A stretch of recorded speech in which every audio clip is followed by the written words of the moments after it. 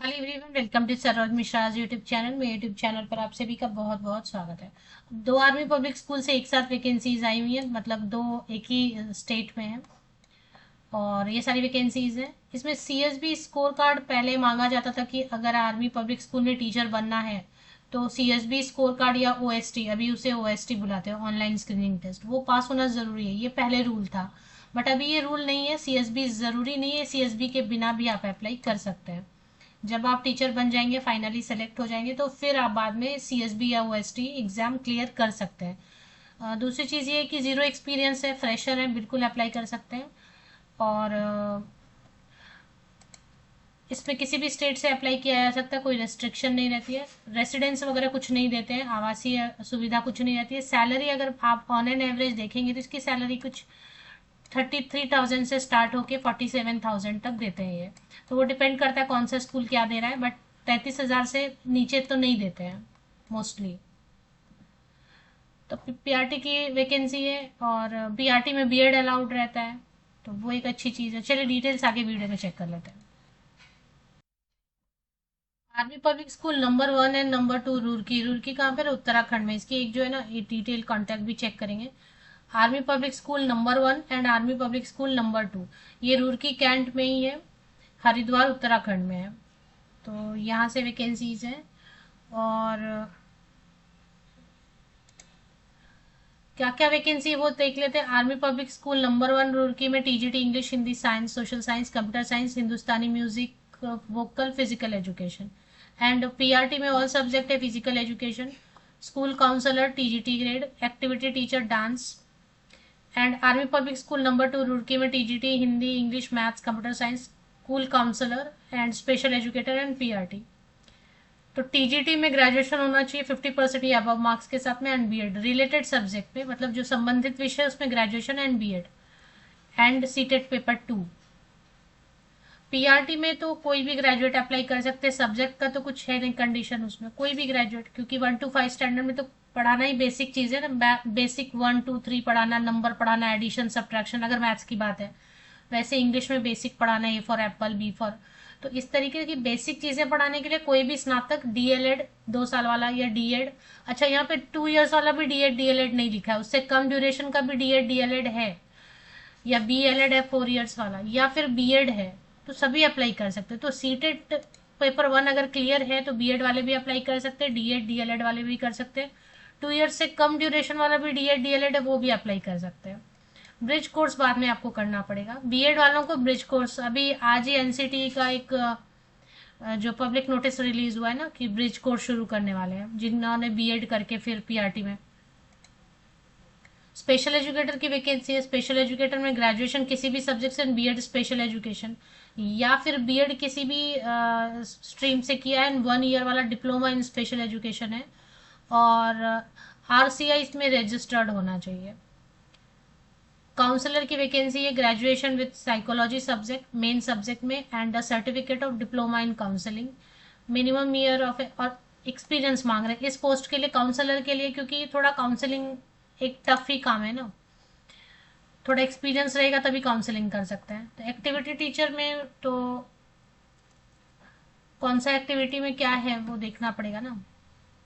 TGT computer science है, BCA graduation in computer science, BTech computer science IT, graduation किसी भी subject से ए level डोएक से किया हुआ है।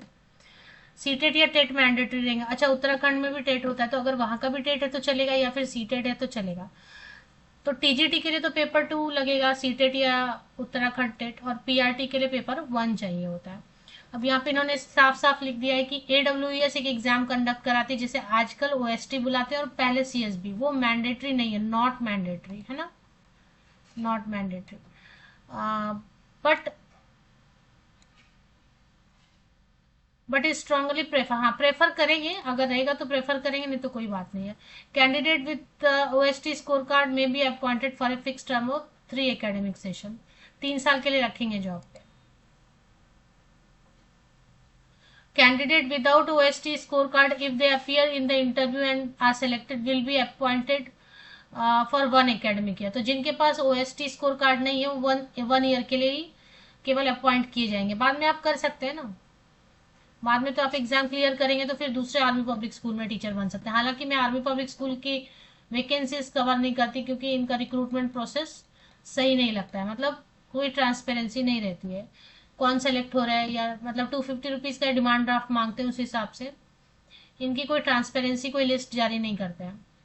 तो अगर आप 0 to 5 years एक्सपीरियंस रखें, मतलब नो एक्सपीरियंस से लेके 5 साल तक का एक्सपीरियंस रखना है, तो ऐसे कैंडिडेट्स के लिए एज लिमिट 18 में तो कुछ अभी क्वालिफिकेशन कंप्लीट नहीं होती है, तो 21 to 40 years तक के प्रेशर है, या 0 to 5 less than 5 year experience वाले के लिए एज लिमिट है 21 to 40। अब अगर मान लेते 5 साल से ज्यादा एक्सपीरियंस है तो ऐसे कैंडिडेट के लिए 18 से 57 साल आयु सीमा रखी गई है। और इसमें अभी आपको स्पीड पोस्ट ही यूज करना पड़ेगा क्योंकि टाइम खत्म हो गया। डिमांड ड्राफ्ट एक बनाना पड़ेगा 250 रुपीज का, वो नॉन रिफंडेबल होता है। ये कोई लिस्ट तो जारी करते नहीं है, मतलब आपने फॉर्म भर दिया उसके बाद आप भूल जाओ, कोई लिस्ट जारी नहीं करते कौन सेलेक्ट हुआ नहीं हुआ, कौन शॉर्ट लिस्ट हुआ, कुछ भी नहीं। वो पैसे हवा में उड़ जाते हैं, इस टाइप की आपको फीलिंग आने वाली है। तो इतना रिस्क अगर ले, हाँ कुछ सेलेक्ट होते होंगे, मतलब ऐसा नहीं है, एक दो तो सेलेक्ट होते ही होंगे, बट जब आप फीस भी भरेंगे और आप अप्लाई भी करेंगे और कहीं कोई रिस्पॉन्स नहीं आएगा तो फिर आपको ऐसे ही फीलिंग आएगा कि पता नहीं पैसे कहाँ गए। तो ये रिस्क लेते हुए अप्लाई करना चाहते हैं तो कर सकते हैं। Along with demand draft ₹250 in favour of the chairman. और सेल्फ अटेस्टेड कॉपीज में 10th का, 12th का, ग्रेजुएशन, पोस्ट ग्रेजुएशन का पासिंग सर्टिफिकेट, मार्कशीट, ये सब जो है ना, अगर एक्सपीरियंस सर्टिफिकेट है, सीटेट, टेट जो भी, इन सब की फोटोकॉपीज पे साइन करेंगे और फॉर्म दिया हुआ वेबसाइट पे वो सब लगा के आप स्पीड पोस्ट से government post office, Indian postal service use करेंगे, भारतीय डाक, उससे आप भेज देंगे दिए गए एड्रेस पे। 15 अप्रैल तक पहुंच जाना चाहिए, इसलिए मैं बोल रही हूँ कि अभी 9 अप्रैल को मैं वीडियो बना रही हूँ, पता नहीं आप तक कब पहुंचेगा। अगर 3 दिन भी है, 4 दिन भी है आपके पास, तो आप स्पीड पोस्ट से भेज दें। अगर 4 दिन से कम टाइम बचा है तो फिर मत अप्लाई करें। और इंटरव्यू ये लेंगे, एग्जाम तो लेते नहीं है, इंटरव्यू ये लेंगे फर्स्ट वीक ऑफ मई में या फिर लास्ट वीक ऑफ अप्रैल में। एक बार वेबसाइट विजिट करते हैं। तो ये वेबसाइट है, अभी वेबसाइट पर आप जैसे ही आते हैं तो ऊपर जो है ना स्क्रॉल हो रहा है तेजी से, यहाँ पर ही फॉर्म दिखाई दे रहा है। और यहाँ पर अब ओपन होने में अगर प्रॉब्लम हो रही है, मोबाइल में तो ओपन हो जाना चाहिए, यहाँ पर भी एक दिखाई दे रहा है, अगर ओपन हो रहा है तो ठीक है, ऊपर देख रहे हैं स्क्रॉल हो रहा है तेजी से। यहाँ पर ओपन नहीं हो पा रहा है तो फिर आप नीचे थोड़ा सा लेटेस्ट न्यूज सेक्शन में भी चेक करेंगे, यहाँ पर है एडवर्टीजमेंट, और यहीं पे फॉर्म मिल जाना चाहिए। और यहाँ पे एक फॉर्म है ना।